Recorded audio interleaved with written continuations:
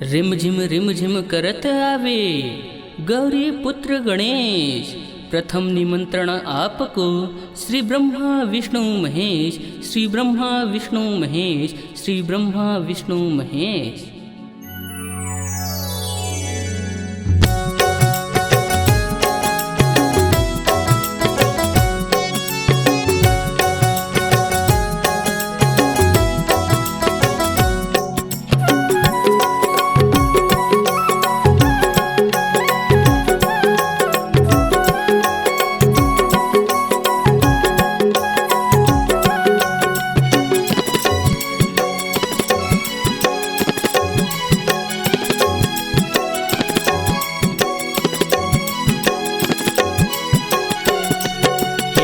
गजानंद महाराज विराजो घर में आप मेरे, गणपति महाराज विराजो घर में आप मेरे। गजानंद महाराज विराजो घर में आप मेरे, गणपति महाराज विराजो घर में आप मेरे।